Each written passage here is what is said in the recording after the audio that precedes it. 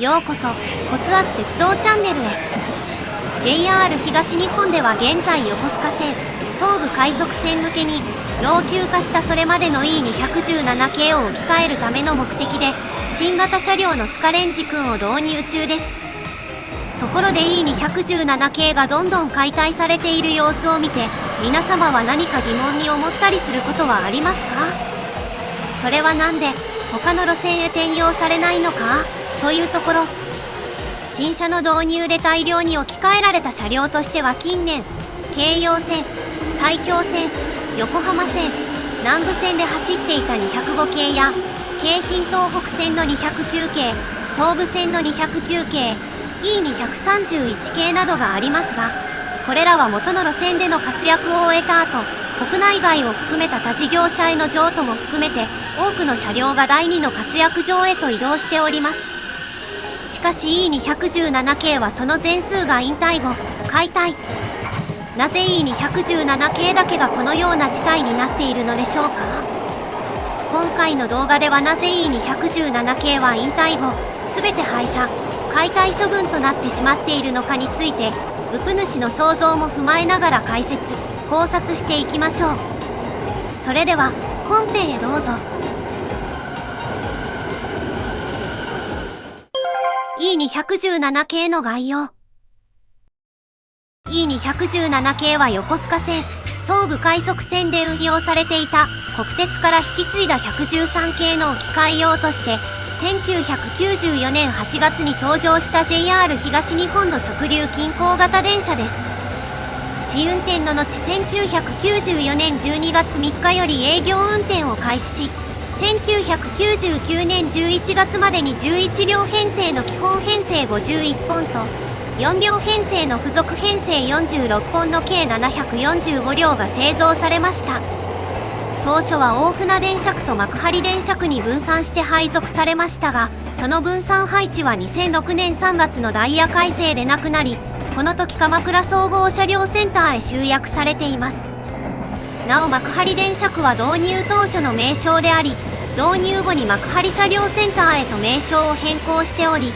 大船電車区も同様に大船工場と組織統合の上で鎌倉総合車両センターと名称を変えた後、2006年4月に工場廃止と同時に鎌倉車両センターと再度変わりました。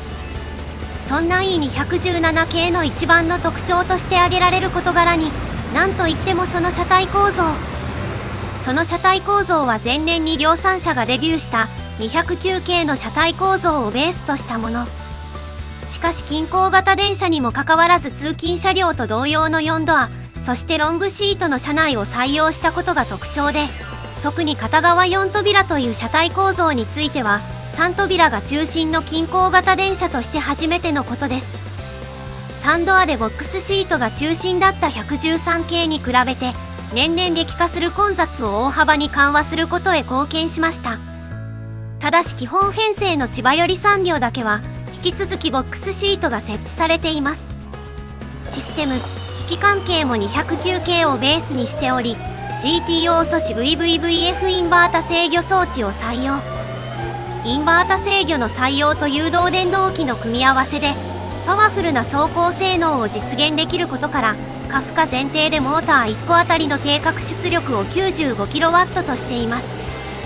さらに電動車比率も比較的少なめである基本11両編成で4両、15両編成蘇生時で6両という構成でもそれまでの電車と同等レベルの性能を確保しています。このコンセプトは209系から引き継がれたものですが、209系の機器構成では最高速度が110キロに制限されるため、E217 系ではギア比を高速寄りに設定しています。それによって将来的な最高速度アップに対応しており、実際 E217 系統一後に120キロ運転を開始しています。また先頭車は1992年に発生した成田線大菅踏切事故の教訓を受け、衝突事故発生時の安全を確保するため衝撃吸収構造を初採用。この構造はその後に登場した E231 系旋盤台や E233 系、E531 系、電子レンジ君、E131 系などにも継承されています。ロングシート主体の通勤電車に近くなった車内や、通勤型と同じ片側4ドアという構造も相まって、その後登場する拡幅車体を持つ209系500番台などと同様、近郊型と通勤型を区別せず一般型として設計し、車内設備などによって差別化を図って製造、運用するという、現在にまで続く JR 東日本の車両の方針にも大きな影響を与えたと言っていい車両と言えるでしょう。E217 系は登場以来横須賀線、総武快速線を中心に、成田空港や鹿島神宮に立山や勝浦といった房総半島各地に至るまで広く運用されていたほか、2001年12月1日改正から2004年10月16日改正までは、横須賀線と新宿を結ぶ湘南新宿ラインの運用も存在していました。また初期に製造された15両3編成については、113系の置き換えなどを目的として編成の組み替えを実施し、2006年3月以降順次東海道線へ転用されていました。後に2007年に1編成、2010年に1編成が横須賀線、総武快速線系統へ再び戻っているのですが、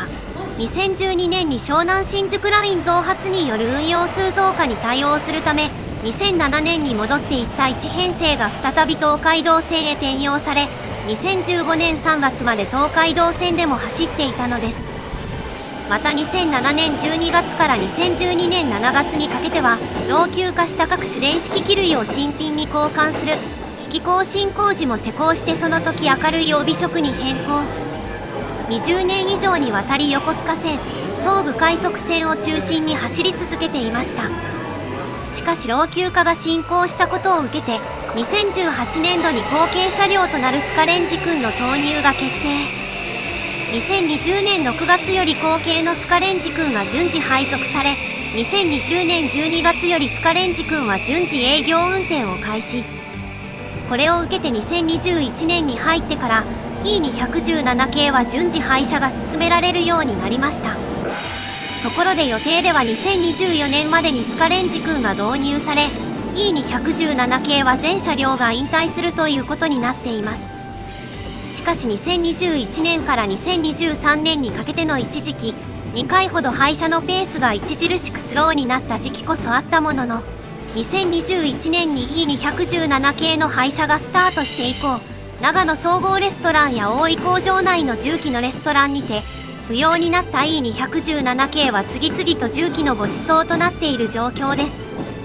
しかし E217 系の製造期間は、1994年から1999年。これよりも前に製造された211系はまだ大量に残存していますし、京浜東北線でかつて走っていた同世代の209系も房総半島でまだまだ大量にバリバリ走っています。それなのに E217 系は全数が廃車、解体処分されている状況。一体なぜE217 系は転用されず解体されているのでしょうか。 E217 系が転用されない要素を見てみる。このように次々と解体されている E217 系ですが、その理由や要素をウプ主なりに分解して考察してみます。すると車両の使用上の問題、機器更新工事や置き換え時期のタイミング、そもそもの環境で傷みが激しい、譲渡するにも適切な場所がないという要素があると考えます。これからそれぞれの要素を一つずつ分解して、E217 系が全数解体となっている理由を探ってみましょう。車両の使用上の問題。そもそもとして車両の使用上の問題があり、E217 系は比較的温暖気候の環境においての運用しか想定されておらず、寒冷地への対応がされていない車両となっています。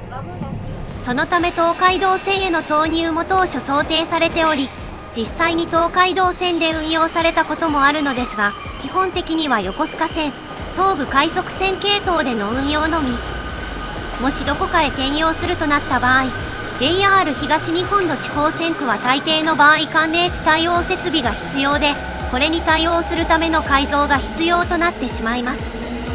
実は E217 系が東海道線へ転属する際、東海道線用 E217 系の湘南新宿ライン投入計画がありました。しかし湘南新宿ラインへ E217 系を投入するとなった際、寒冷地対応設備の必要な宇都宮線、高崎線へ直通する都合上、E217 系に対して寒冷地対応設備の取り付け改造が必要で、これをつけるならそれを取り付けずに運用させ、東海道線内限定運用とさせた方がいいと判断。このため新車の E231 系も転属してきた E217 系、どちらも高津車両センターに所属する113系を置き換えるべく、新たに高津車両センターに配属される車両ながら、E217 系は湘南新宿ラインの運用も抱える上に、分割併合を実施する運用もある E231 系とは運用が分けられ、E217 系は横須賀線、総武快速線系統で標準の11両編成と5両編成を組み合わせる構成から組み替えられ、10両編成と5両編成を組み合わせる構成とされましたが、東海道線の E217 系はその2つを常に連結し、原則常時15両編成にて3編成配置、3運用体制で運用され、予備車両はなくダイソーは E231 系が行うものとなっていました。そして上野東京ライン開業前に東海道線から撤退した理由も、寒冷地対応設備の問題と横須賀線、総武快速線系統の増発が関係します。このほか付属編成を単独で転用するとなった際、バリアフリー法の問題で編成に1つ車椅子対応トイレが必要になり、そのままでは編成内にバリアフリー対応トイレがなくなることも転用の障壁になったのではないかと考えられます。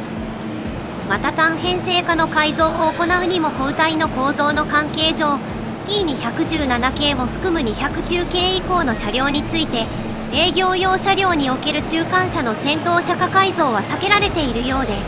その関係で E217 系の最低蘇生単位は4両となってしまい、そうすると転用可能な路線が非常に限られることも E217 系の転用先がない理由の一つにつながるでしょう。機器更新工事や置き換え時期のタイミング。そもそも京浜東北線の209系が置き換えられるタイミングの2007年から2012年にかけて機器更新工事を施行したことも E217 系が転用なく廃車されたことに関係するでしょう。このタイミングで実は京浜東北線の209系も機器更新工事を施行の上で継続使用する計画がありました。しかし209系の機器更新工事は2005年頃から多発した故障及び JR 宝塚線の塚口尼崎間で発生した大規模な脱線事故に関連し、マスコミから鉄道会社へ向けた目線が厳しいものとなってしまい、その影響による問題などがあったせいか撤回。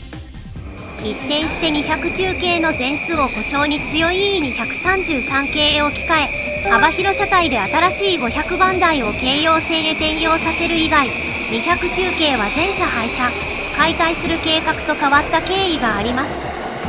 ただしいくらこの時に廃車しても問題ない設計にしたといえ、さすがにこの時に廃車するのはもったいないと思ったのか、まずは比較的初期の車両だけをとりあえず解体した上で、その後やはり起こったというか計画変更があり、京浜東北線の209系は大部分が房総半島へ転用された経緯があります。また2020年代に入る前までの JR 東日本は機器更新工事を2回施行するような構想はなかったはずであり、この段階で E217 系はここで生涯を終えると決まったようなものでした。その上でスカレンジ君への置き換え計画が出た段階では、老朽化した長野や高崎の211系の置き換えについて、上野東京ライン、湘南新宿ラインに対して新たに新車を入れることで E231 系1000番台を追い出し、それを単編成化したもので賄われるものだったと思われます。E231 系1000番台の方が世代的に新しいだけでなく、元から寒冷地対応設備も備えていることから、転用に際しての改造はより少なくなると想像できます。それだったら E231 系1000番台を転用させた上で、世代的に古い上に手間と費用がかかる E217 系が廃車されても、当然ですが納得のいくものだったと言えます。また比較的改造コストの低い転用先として房総半島の209系を置き換えるという策もあると思われますが、同世代の車両であることからそもそも転用の意味なし。こういった経緯などを考えれば E217 系が転用なく廃車解体されても仕方なしと言えるかと思います。車両の傷みが激しい。ところでスカレンジ君が投入される前の E217 系ですが、比較的傷みが激しいと思われるような車両が散見されました。車内の床の傷みだったり、外装がボロボロだったりと、素人目で見る限り早く新車にしてくれとも思わんばかり、酷使された感がたっぷりある E217 系が多数見受けられました。こうした外見の劣化はもちろんのことではございますが、そんな E217 系が走る路線環境にも目を向けてみると、老朽化を激しくさせそうな要素がいくつかあります。まず E217 系が主に走る横須賀線、総武快速線においては、E217 系に車両が統一された1999年12月のダイヤ改正より、最高速度が100キロから120キロにアップしました。総武快速線の錦糸町、千葉間や横須賀線の横浜、品川間などが特に最高速度120キロを出しやすい区間となっており、この辺りの区間を中心に E217 系は連日高速走行。さらに1列車あたりの平均走行距離も長く、平均速度も高いことから E217 系の走行距離も合わせて蓄積しやすい環境にあり、それは経年と合わせて自動車や鉄道車両の廃車の基準となりやすい累計走行距離の蓄積という要素につながることとなります。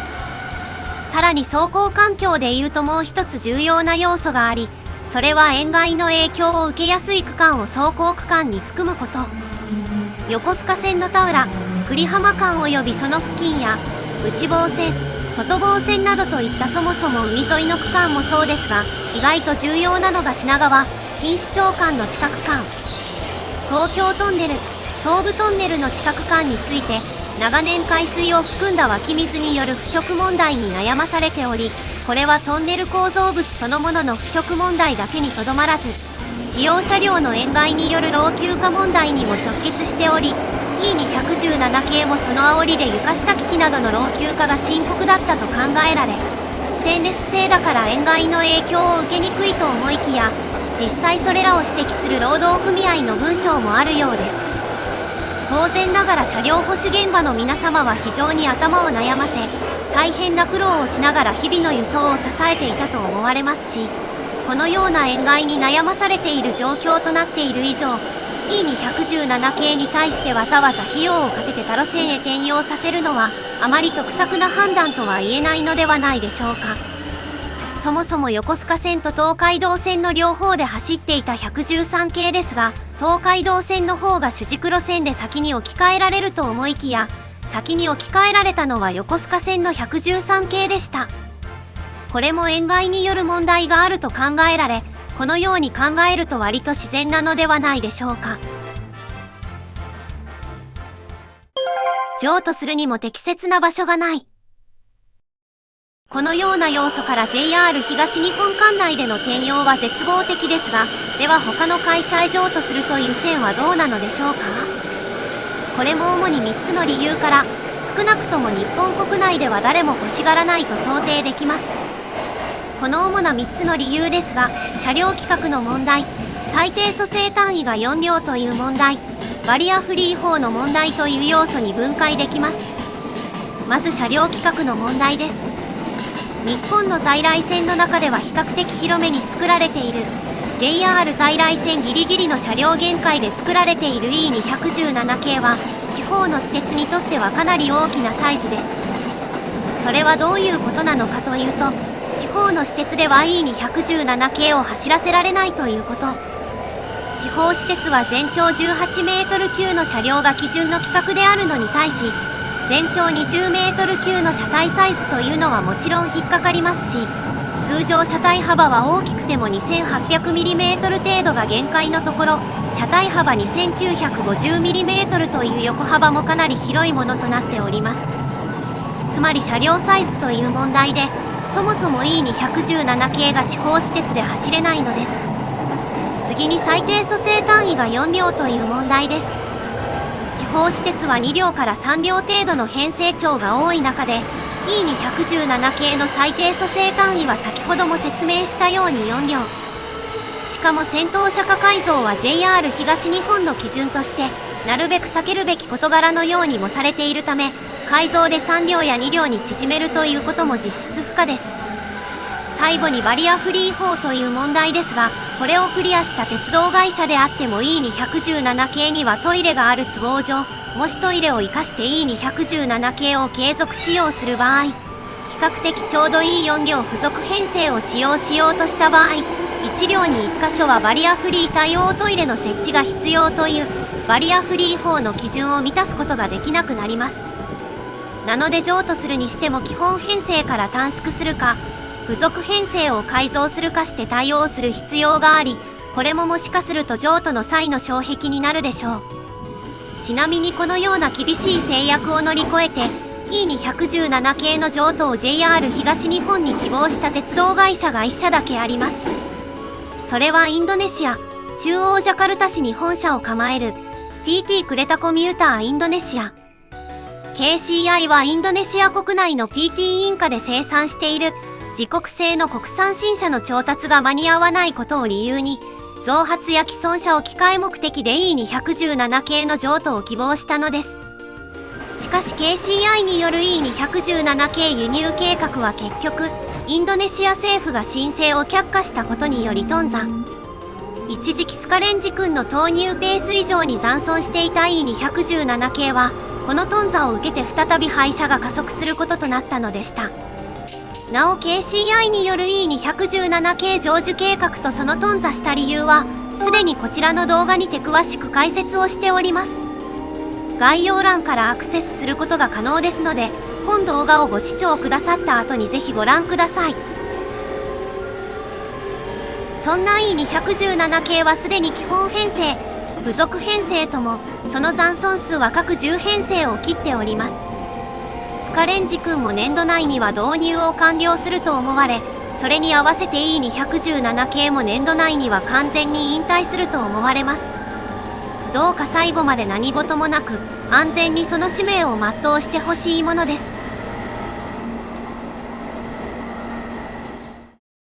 いかがだったでしょうか？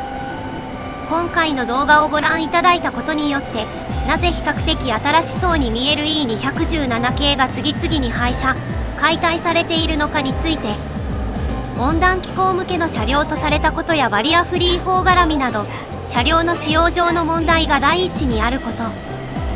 機器更新工事や置き換え時期のタイミングとして、E217 系は横須賀線、総武快速線系統でその使命を全うすると決められたようなものであると考えられなくもないこと。そもそもとして走行環境的な問題から塩害による老朽化が激しかったのではないかと考えられること。仮に譲渡するにしても最低4両単位の編成構成や大きすぎる車体サイズなどから、そもそも希望する事業者が少数になると考えられるため、どこかへ譲渡されるにも絶望的であること。インドネシアへの譲渡計画もあったのだが、政府の意向でそれもなくなったことなどについて知ることができたのではないかと思います。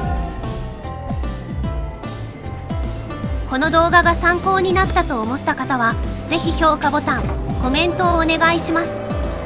またコツアズ鉄道チャンネルでは、鉄道など交通に関するさまざまな疑問や気になる事柄などを動画にして解説形式でまとめています。チャンネル登録をしていただくと最新の動画がいち早くご覧できますので、ぜひよろしくお願いします。それでは、ご視聴ありがとうございました。